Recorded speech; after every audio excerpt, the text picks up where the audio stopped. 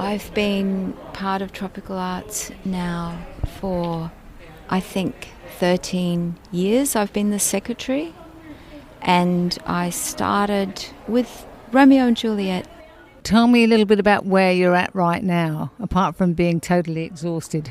Well, this is the point in the production when I guess the reality hits that we've got a show in a month, and all of the elements that we've been building up since this project started back in January 2022. That was when the first ideas were forming, and then we wrote a grant in May last year. So all of the elements that we've been building on have to start to coalesce together into a production. And I think it's the time when we realise that doing inclusive community theatre is difficult, because you're working from the point of view, from the person outwards. It's not like where in another theatre where someone is given a costume or told what to wear. We've got people in our cast who choose the kind of character that they are themselves, and choose the gender of that character. Myself, I'm playing Pompey, and I'm playing Pompey as a female gangster.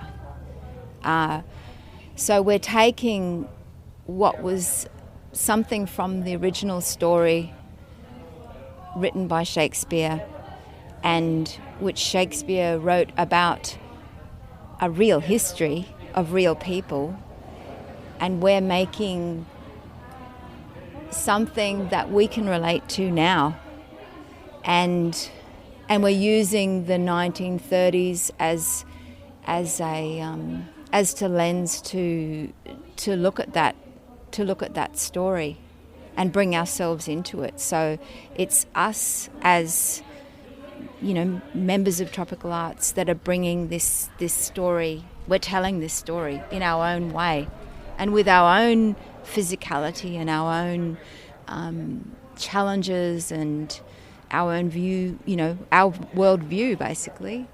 So, yeah. What do you find most challenging? I guess the biggest challenge for me is living up to what has been for a very long time in Tropical Arts is very good rhetoric. Inclusion, to be able to include people is difficult.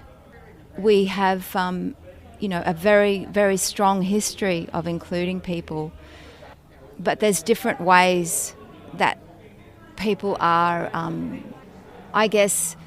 made to feel safe, made to feel valued, made to feel that they have a voice and that they have a place, and that what they have to offer creatively is valued. And that takes a lot of effort and energy, and Tropical Arts is run by volunteers who themselves have lives and challenges of their own. So I think the most difficult thing for me is making that real, and delivering on what is our vision for this production, and that is about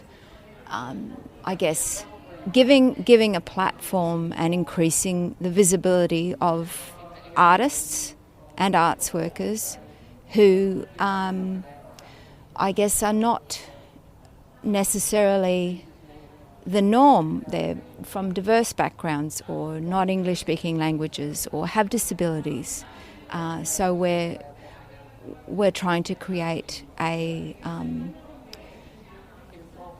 environment where people can express themselves and also have fun and gain skills and possibly use those skills in their futures and explore other kinds of creative projects. That's, yeah.